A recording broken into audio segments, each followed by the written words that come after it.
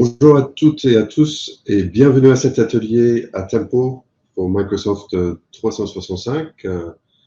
Merci d'être là ce matin. Je suis Nick Crisp de l'équipe marketing chez Atempo. Merci et merci d'être là si nombreux ce matin.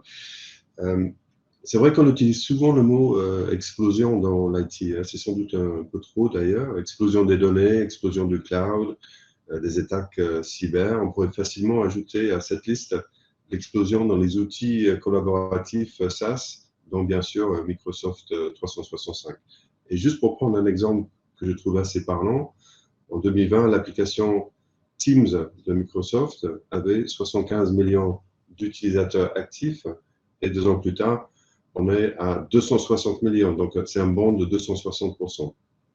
Donc, bien sûr, la pandémie est passée par là et a bousculé nos manières de travailler.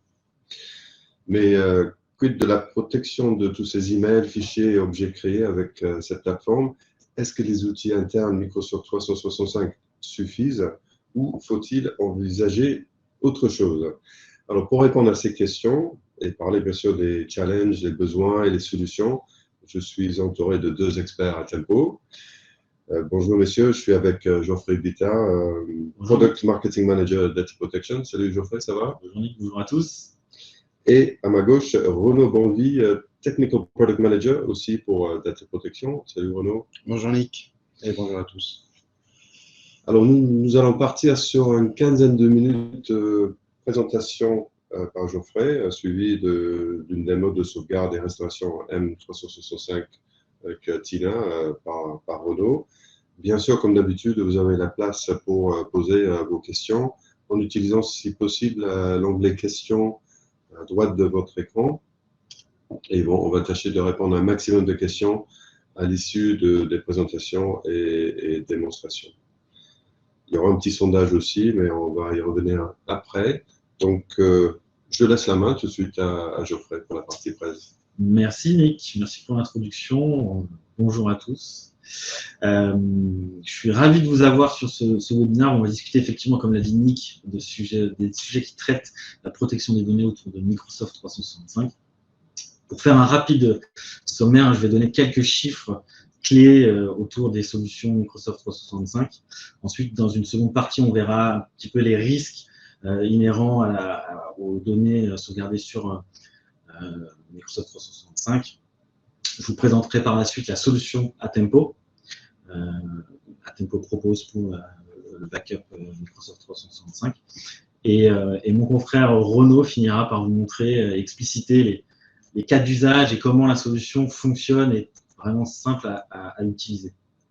Donc pour revenir en chiffres sur l'explosion des usages autour de Microsoft 365, effectivement, Nick l'a précisé en introduction, aujourd'hui Teams, c'est plus de 250 millions d'utilisateurs mensuels actifs qui utilisent Teams versus 70 millions environ en 2020, donc une explosion. Voilà, on a plus que doublé le nombre d'utilisateurs en simplement 2 ans. Je rappelle que le numéro 1, ça reste Zoom sur le marché avec 300 millions d'utilisateurs. Ce chiffre sera très vraisemblablement dépassé au cours de cette année. Donc, Teams, vraiment un service collaboratif majeur de Microsoft. 300 millions de machines utilisent une licence M365 en 2022. Et un chiffre impressionnant, chaque minute, c'est 38 milliards de minutes consommées par les services collaboratifs Microsoft. Tous confondus. On pense à Excel, Word, Exchange, Teams, etc. Et à lui seul, Teams, ça représente presque 3 milliards de minutes tous les jours de consommés. Donc vraiment, une explosion des usages. On le sait, la pandémie, le télétravail. Voilà, Microsoft propose des services qui permettent de simplifier les travaux collaboratifs, peu importe l'endroit où on se trouve.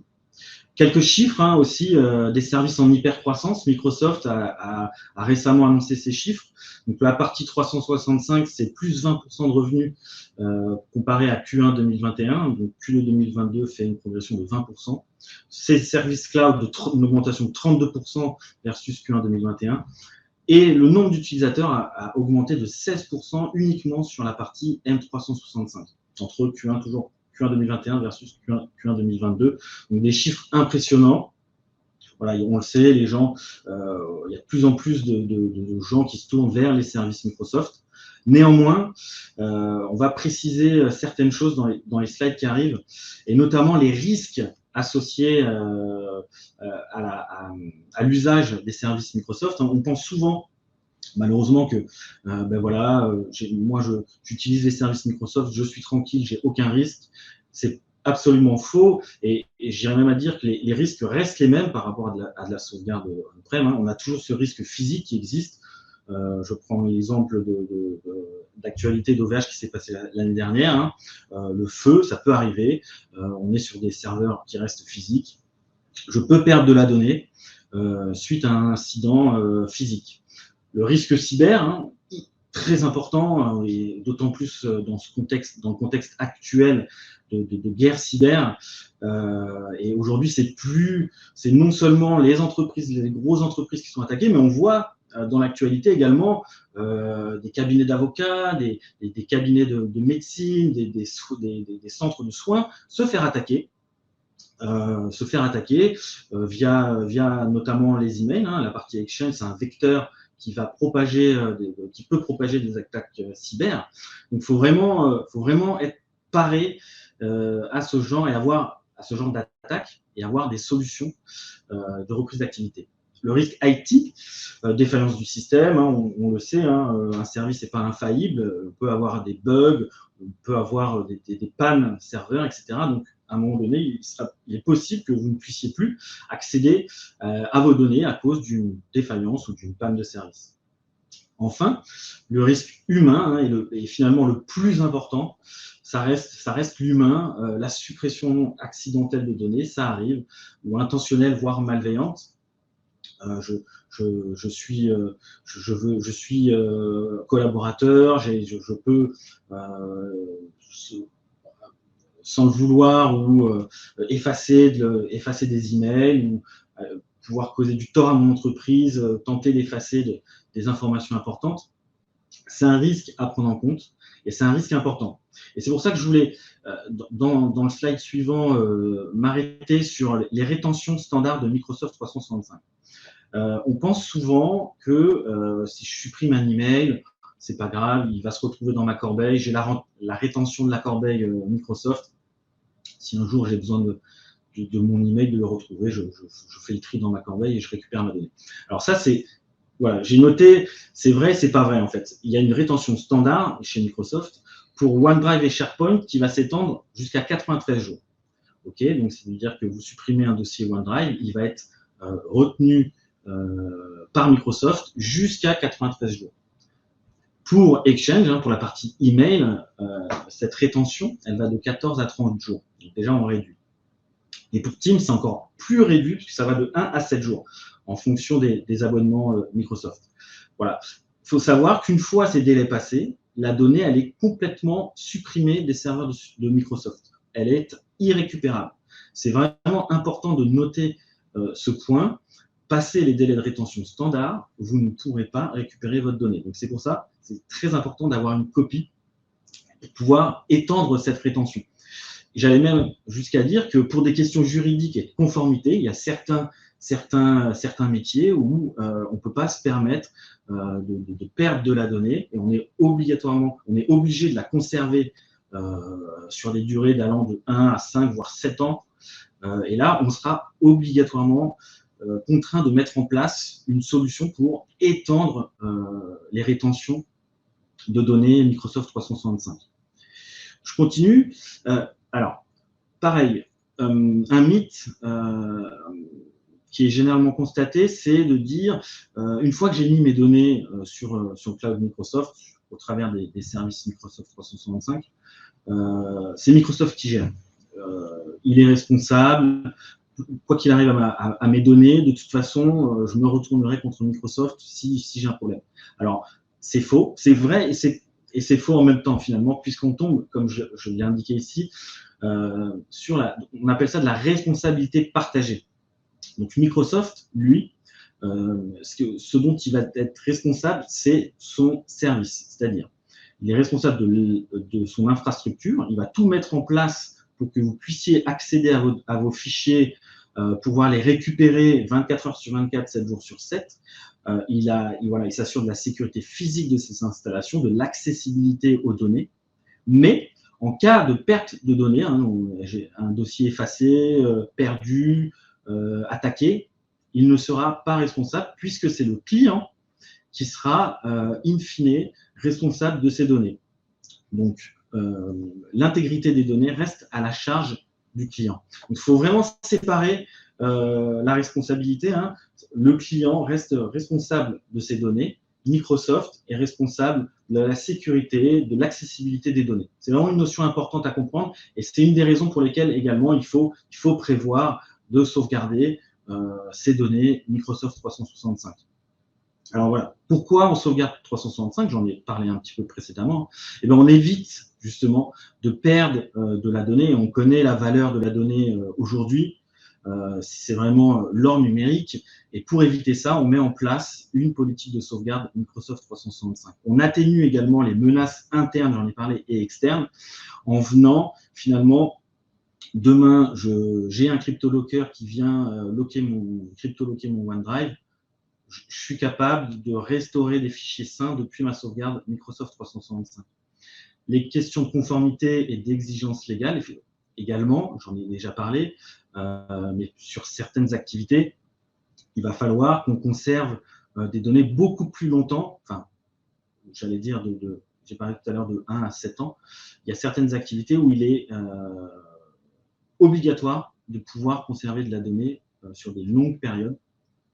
Et donc, encore une fois, on a besoin de mettre en place une stratégie de sauvegarde de son environnement 365. Le plan de sortie. Alors, aujourd'hui, effectivement, et j'en ai parlé, c'est Microsoft qui domine outrageusement le marché des services collaboratifs.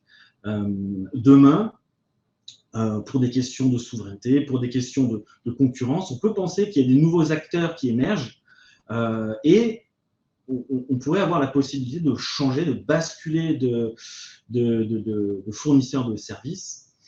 Si, de mon côté, j'ai une copie de mes données issues de l'environnement M365, il me sera beaucoup plus facile de changer finalement de fournisseur si je n'avais pas cette copie en dehors des serveurs de Microsoft. Donc, j'ai appelé ça plan de sortie, exit planning. Aujourd'hui, OK, Microsoft, ça fonctionne, c'est très bien, mais demain, voilà, on prépare l'avenir, on prépare un éventuel changement de fournisseur en mettant en place une sauvegarde Microsoft 365. Enfin, dernier point, la continuité de l'activité. J'en ai parlé un petit peu tout à l'heure. Il peut arriver que le service connaisse une panne, une rupture de service.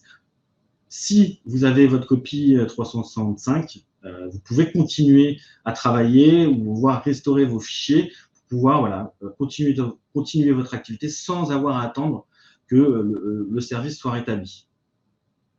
Alors, comment on protège Microsoft 365? J'en ai déjà un peu parlé. Backup, backup, backup. Donc, la sauvegarde. Et je ne suis pas l'expert, le seul à dire que c'est la sauvegarde qui va permettre, qui est nécessaire pour Microsoft 365. Mais Microsoft lui-même, dans son Service Agreement, parle et explique qu'il est recommandé, et plus que recommandé, de sauvegarder régulièrement ces données via des applications tierces. Et IDC également, IDC et Gartner, qui sont deux experts de l'IT, eux aussi réaffirment qu'aujourd'hui, ce n'est même plus une option, la sauvegarde de son environnement Microsoft 365, c'est vraiment quelque chose d'impératif. Donc, encore une fois, ça montre la nécessité, voire l'obligation de prévoir une sauvegarde de son environnement Microsoft 365.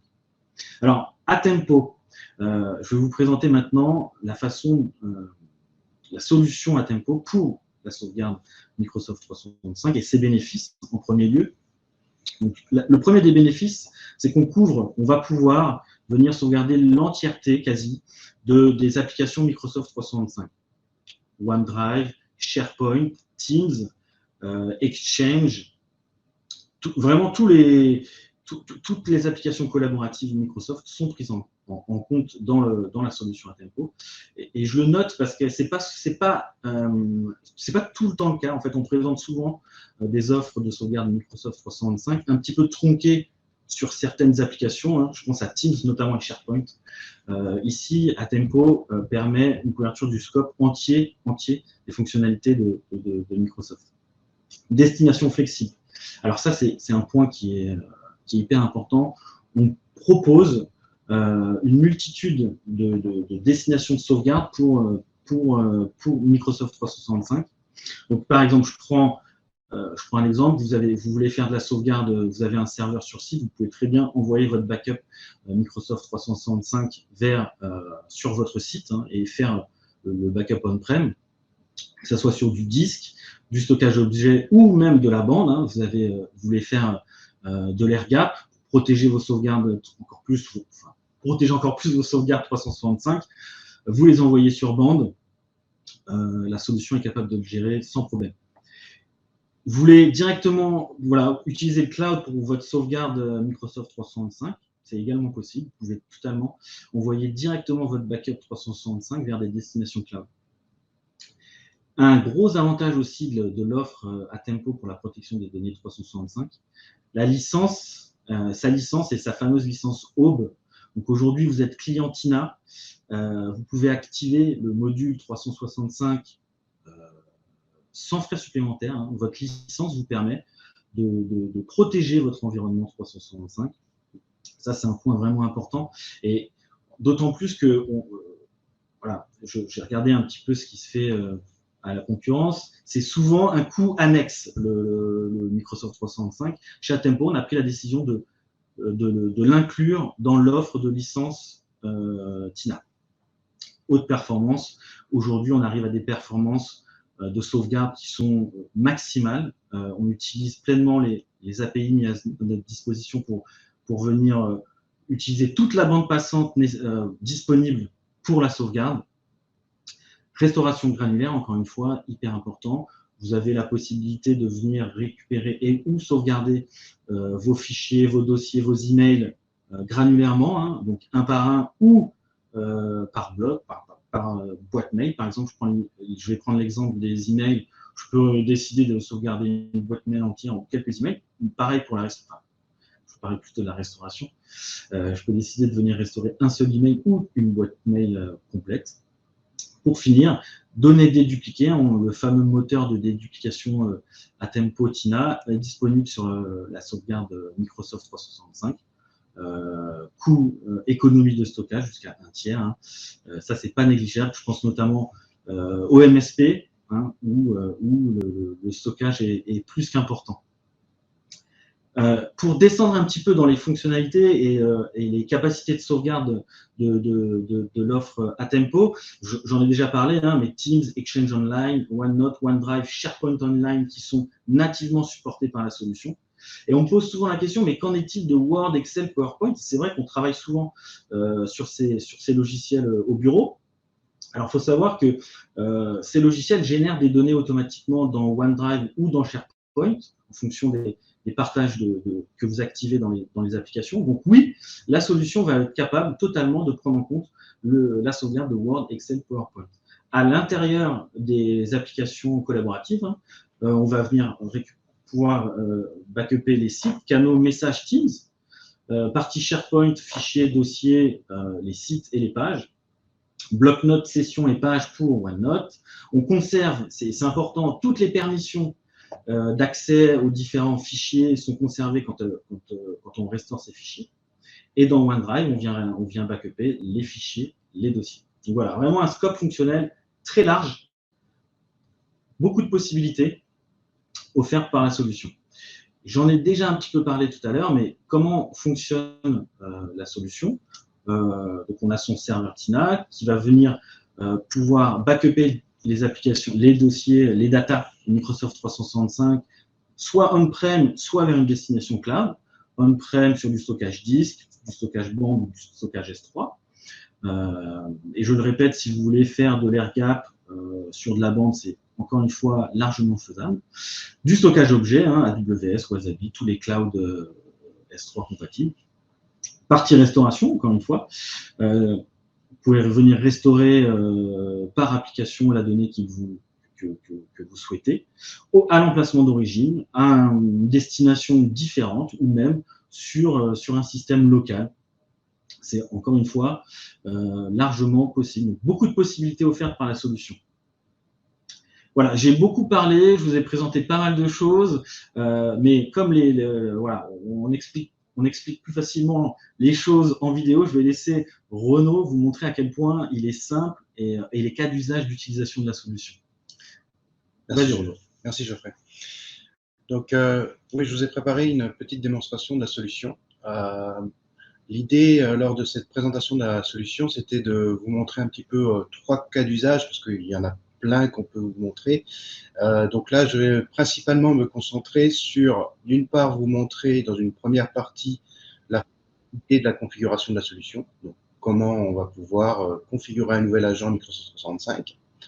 Dans un deuxième temps, je vais vous présenter un cas d'usage qui se rencontre très fréquemment en entreprise, qui est celui de la suppression accidentelle d'un utilisateur et comment il va pouvoir récupérer ses données.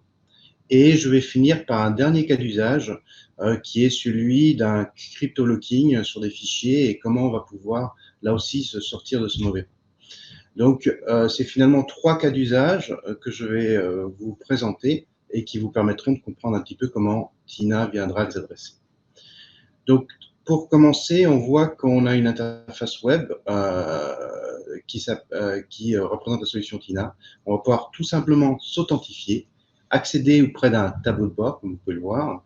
Et c'est là qu'on va pouvoir venir configurer notre nouvel agent Microsoft 365. On va pouvoir déclarer cet agent, sélectionner l'agent comme on vient de le voir là.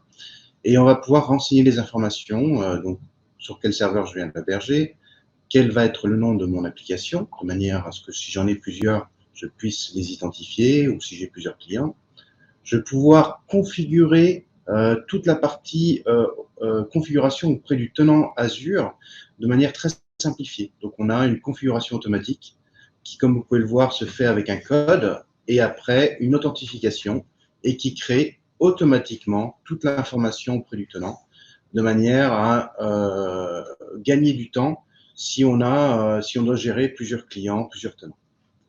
Donc, une fois que cette configuration est faite, on peut avancer. On peut mettre maintenant en place une stratégie de sauvegarde avec une sauvegarde totale de manière hebdomadaire sur un disque ou sur un S3 ou sur bande. Et après, on va pouvoir sauvegarder dans une deuxième partie, la partie incrémentale journalière. Donc, on peut évidemment avoir plusieurs destinations avec des règles différentes. On va pouvoir maintenant configurer l'information qu'on souhaite sauvegarder depuis Microsoft 365, c'est ce qu'on appelle finalement la planification de sauvegarde. On va pouvoir sélectionner à travers les applications, que ce soit SharePoint, Teams, un site ou plusieurs sites SharePoint, ou la racine, de manière à tout sauvegarder. Pareil pour Teams, un site ou un channel Teams, et puis un ou n utilisateurs, sachant qu'on peut très bien tous les sélectionner en sélectionnant le dossier racine. Une fois que cet élément-là est configuré, ça y est, notre agent est créé et on peut tout simplement lancer une sauvegarde et aller sauvegarder nos données. Donc, vous voyez, c'est très très rapide et très simple. En quelques secondes, on a notre agent configuré et on peut lancer cette sauvegarde. Donc, j'en suis maintenant à l'étape où je vais vous présenter le cas d'usage du fameux utilisateur qui va perdre ses données de manière accidentelle. Donc, pour ce faire, je vais venir me connecter à Microsoft 365 Office. Et on est dans le cas d'usage d'un utilisateur qui va, en l'occurrence Patty Fernandez, qui va m'envoyer aujourd'hui un slide pour la présentation du webinaire d'aujourd'hui. Donc, plutôt un événement important. Maintenant, il se trouve que je l'ai supprimé par mégarde et que soit la rétention a été passée, parce que peut-être que j'ai été pas mal occupé dernièrement, soit effectivement, j'ai été la supprimer dans ma poubelle et je me retrouve donc dans la difficulté de devoir récupérer cet élément. Donc, pour ce faire, je vais contacter mon administrateur Tina qui va venir sélectionner la partie restauration, où je peux restaurer Exchange Online avec les emails, Teams, SharePoint. Je vais pouvoir retrouver mon application, sélectionner mon utilisateur, m'authentifier pour être sûr d'avoir accès de manière sécurisée à la restauration de données. Et là, je peux soit décider de faire une restauration complète, ce qui peut être intéressant pour un cas d'usage où je voudrais retrouver l'information d'un utilisateur qui a peut-être été supprimé il y a 1 an, par exemple. Ou alors, pour rester sur notre cas d'usage, on va venir restaurer le fameux email qui nous est nécessaire pour retrouver la présentation du webinaire d'aujourd'hui. Donc, on voit qu'on peut se connecter sur notre inbox, retrouver de par les libellés ou par la recherche les fameux emails. Je sélectionne l'email qui a été supprimé par mes gardes et à partir de là, je vais pouvoir tout simplement restaurer cet email. En l'occurrence là, à l'emplacement d'origine, on voit qu'on a d'autres options. Là, en tant qu'utilisateur, ce qui m'intéresse, c'est vraiment de retrouver mon email dans mon inbox. Donc, on lance cette restauration et à partir de là, on va voir qu'en quelques secondes, je vais pouvoir me reconnecter, retrouver mon email qui avait été envoyé par Patty Fernandez et du coup assurer mon webinaire d'aujourd'hui. Donc, troisième cas d'usage, pardon, qui est finalement mes fichiers qui ont été cryptoloqués, la synchronisation OneDrive qui a été effectuée et qui du coup a cryptoloqué tous mes fichiers dans OneDrive. Et je me retrouve donc du coup dans la difficulté de retrouver ces fichiers. Donc pour ce faire, je me connecte à OneDrive, je vais retrouver mes fichiers cryptoloqués, donc inutilisables. Pour ce faire, je vais du coup repartir sur ma restauration, sélectionner cette fois-ci un autre mode de restauration qui pourrait être aussi bien SharePoint ou OneDrive, parce que dans les deux cas, on stocke des fichiers qui ont été partagés par l'utilisateur. On va se connecter sur l'utilisateur qui nous intéresse. On peut là aussi faire une restauration complète ou la partielle. On va pouvoir restaurer un fichier, un dossier ou plusieurs dossiers. Et là, ce qui va m'intéresser, c'est de le restaurer à un endroit autre qui n'a pas encore été impacté par mon virus. Donc, je vais venir aller spécifier un répertoire sur un serveur sécurisé de manière à pouvoir retrouver l'entièreté de mes dossiers sur, par exemple, une sauvegarde qui a été établie bien avant la partie cryptologie. Et là, je vais pouvoir maintenant retrouver l'entièreté de ma structuration de dossier et les fichiers qui vont m'intéresser. Donc, à travers ces 3 cas d'usage, ce qu'il faut retenir finalement, c'est que, vous voyez, la solution TINA est disponible à travers une interface web complètement moderne et très simple d'utilisation, comme vous pouvez le voir. En quelques minutes, j'ai pu configurer mon agent, lancer ma sauvegarde et restaurer des fichiers très simplement. On va pouvoir répondre à différentes problématiques avec la flexibilité de la solution. Donc, on peut, comme je l'ai dit tout à l'heure, choisir une destination de sauvegarde qui peut être du S3, qui peut être un cas d'usage intéressant justement pour les MSP qui vont vouloir choisir un stockage S3 comme Wasabi, qui est moins cher, optimisé, ce genre de choses. On peut aussi faire de la sauvegarde sur bande, de manière à sécuriser nos données ou faire une copie de données sur bande. Donc, on couvre des cas d'usage sur le airgap.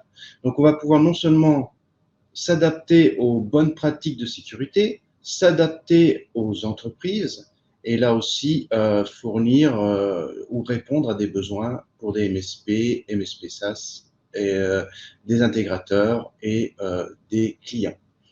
Donc, j'en reste là pour la démo. Je vais repasser la main à Geoffrey qui va vous présenter la suite.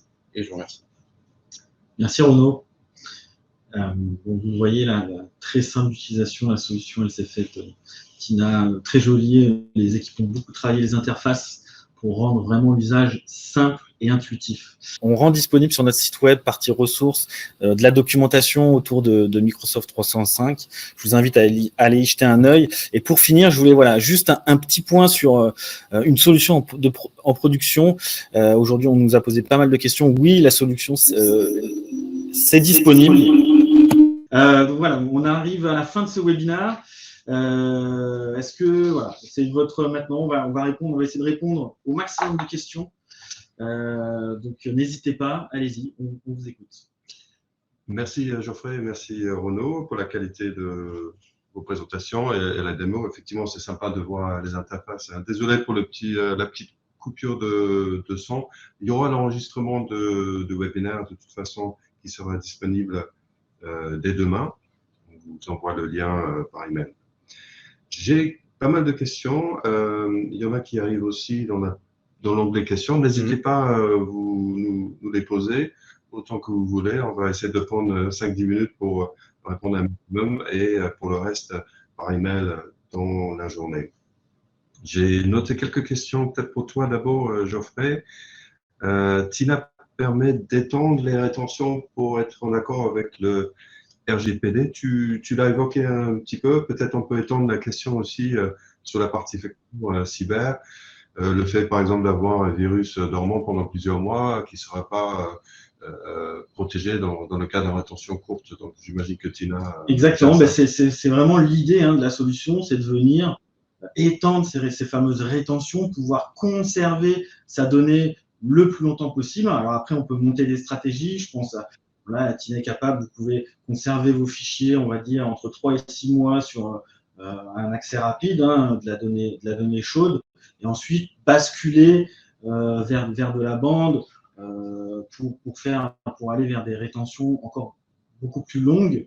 Mais c'est un cas d'usage qu'on peut mettre en place. Mais oui, effectivement, ça permet d'être en conformité avec la législation, pouvoir justifier et pouvoir récupérer toutes les données nécessaires pour être encore une fois en règle avec la législation et les contraintes européennes notamment. Merci. Vous avez parlé de pricing included, donc je pense que la question demande peut-être plus d'explications sur la partie licensing à tempo et la licence Aube peut-être. Alors effectivement, TINA ne sauvegarde pas que Microsoft 365, mais c'est un outil qui va permettre de la sauvegarde de serveurs physiques, du virtuel, du 365, voilà, vraiment un outil complet 360.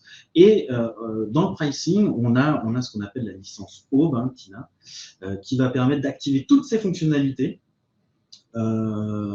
pour un tarif donné. C'est-à-dire que, contrairement à ce qu'on peut trouver chez la concurrence, on n'a pas un pricing pour tel module, un pricing pour tel module. On va pouvoir venir englober vraiment toutes les fonctionnalités autour d'un pricing. Et après, vous pouvez utiliser la solution selon vos usages, comme bon vous semble finalement. Et ça, c'est vraiment un différenciant de la solution à tempo, ce licensing qui inclut la protection Microsoft 365 dans son offre tarifaire. Super, merci Geoffrey. Je vois quelques questions qui portent sur la sécurité de la solution, sur le chiffrement, la compatibilité, les stockages, etc. Peut-être on peut les regrouper pour toi, Renaud. Très bien, parfait. Oui, donc je voulais déjà préciser que quand on parle de la solution M365 que nous avons présentée juste à l'instant, on parle évidemment de TINA.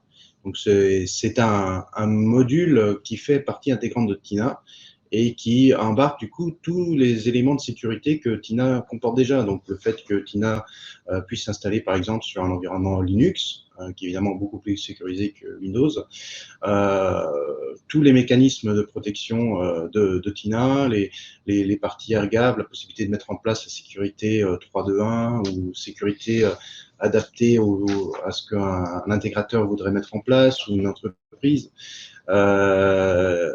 Donc, on peut mettre le mécanisme d'air-gap en place, on peut avoir cette base Unix.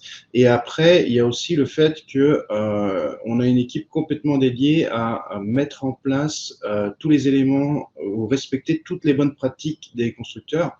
Donc, par exemple, pour Microsoft 365, pour sauvegarder Microsoft 365, on utilise la partie Graph API. Graph API vient avec un certain nombre de bonnes pratiques, comme par exemple le fait d'utiliser une API plutôt qu'une autre. Aujourd'hui, Microsoft donne des recommandations sur le fait de ne pas utiliser EWS, par exemple, et Exchange Web Service. Et on voit que dans la pratique, pour la facilité ou pour la couverture optimale, certains solutions de backup tiers vont utiliser EWS pour une couverture un peu plus grande. La difficulté, c'est qu'on ne respecte du coup pas les bonnes pratiques Microsoft, que c'est une API dépréciée et qu'on a des risques du coup parce que les normes en termes de sécurité ne sont pas établies sur cette API. Donc, il vaut mieux privilégier à ce moment-là les bonnes pratiques des constructeurs, utiliser Graph API et toutes les bonnes pratiques telles que le batching pour optimiser les API. Donc, on se tient à respecter de long en large toutes les bonnes pratiques de sécurité et aussi recommander nos clients dans les implémentations de manière à ce qu'on ait un maximum de bonnes pratiques et qu'on évite tout risque de sécurité. Merci Renaud. Juste avant la prochaine question, je vous rappelle qu'on a un petit sondage, si vous avez juste 15-20 secondes pour répondre à 2 questions sur la qualité de ce webinaire et aussi éventuellement sur des projets que vous auriez sur la protection des objets et des éléments Microsoft 365. Ça peut être utile d'avoir ces retours. Une question sur les performances, peut-être pour toi aussi, Renaud. Oui. Est-ce qu'on peut attendre pour du backup du fichier OneDrive quelle performance peut-on attendre pour du backup fichier OneDrive vers disque? D'accord, c'est une bonne question. En fait, je dirais que la réponse n'est pas si évidente que ça parce que ça va dépendre de plusieurs paramètres. Déjà, c'est l'infrastructure qui est mise en place pour intégrer Office 365. Suivant qu'on va installer Tina on-premise ou sur un Azure et il peut y avoir des paramètres. Et après, c'est où se trouve le stockage derrière, parce qu'on va devoir déposer. Donc, ce qu'il faut bien comprendre, c'est qu'on va avoir des éléments de latence entre Microsoft 365 lui-même et l'environnement de sauvegarde Tina, et après, sur le stockage lui-même. Donc, il y a évidemment des optimisations à prévoir qu'on recommande, mais on peut, imaginons le cas de figure d'une installation de Tina on-premise qui va venir sauvegarder Microsoft 365 et déposer ça sur un S3 qui a été configuré et optimisé de manière à ce que la bande passante entre Tina et le stockage S3 soit optimale. On a pu constater, par exemple, pour un OneDrive d'1,45 terabytes, 1 à 2 terabytes, on va dire, on peut constater des performances de 40 gigabytes de l'heure, ce genre de choses, ou gigaoctets plutôt en français. Ok, merci beaucoup. Je pense qu'il reste quelques questions. Je laisse Renaud regarder un petit peu les questions qu'il y a. Il y a une question sur les ressources. Ressources, vous avez tous ces documents à dispo. Oui, il y a 2 questions sur la version de Tina. Qu'est-ce qu'on peut dire sur les sorties de version pour Microsoft 365? Alors, il existe une version existante qui couvre déjà tout ce scope, qui est la Tina 4.6.9. Donc, celle-là, elle est déjà disponible pour nos clients et elle est déjà utilisée. Et on va avoir une version 4.7 qui va sortir très bientôt, dans quelques mois, qui sera donc aussi disponible pour nos clients ou toute personne souhaitant installer cette version. Très bien. J'ai pu voir aussi une question sur du S3 glacier. Donc aujourd'hui, effectivement, quand on dit sauvegarde vers destination S3, on parle principalement pas glacier en l'occurrence, mais ce sont des choses qu'on prévoit parce qu'on voudrait justement pouvoir, d'ici quelques mois, fournir des options pour nos clients pour faire des copies de backup vers glacier, par exemple, ce genre de choses. Donc oui, ce sont des choses qui sont en projet et en cours. Qu'est-ce que je vois comme question? On peut rappeler rapidement qu'effectivement, on a un programme de certification TINA, bien entendu, mais bien sûr, les équipes Professional Services et autres qui peuvent vous accompagner sur tout type d'installation. Donc, pas de souci. N'hésitez pas à contacter d'ailleurs Renaud ou Geoffrey, si vous avez des questions d'ordre commercial ou technique, bien évidemment. Si on peut afficher les emails, ce sera bien. Sinon, info@tempo.com. Voilà les emails que vous avez. Effectivement, si vous avez vraiment besoin d'informations supplémentaires, n'hésitez pas à envoyer un email, on répondra avec plaisir. Parfait, ben, merci beaucoup. On a dépassé un tout petit peu l'horaire, mais je pense que voilà, il y a beaucoup de choses à dire. Désolé pour la coupure de son, mais c'était juste après la vidéo, donc on a eu l'essentiel de la présentation de la vidéo. Donc désolé pour ça. Merci beaucoup pour vos questions et votre participation aujourd'hui. Merci Renaud, merci Geoffrey. Merci Nick. Merci Renaud. Merci. Et à très bientôt pour d'autres webinaires, donc que ce soit effectivement sur la partie TINA ou sur nos autres solutions, Myria pour les grosses volumétries ou Lina pour la protection des postes et des endpoints. Donc, il y a toujours des webinaires en cours. Vous allez sur la page d'accueil à Tempo, vous avez toutes les infos. Merci messieurs, merci à tous et à très bonne journée. À bientôt. Merci, bonne journée, au revoir. Bonne journée, au revoir. Bonne journée.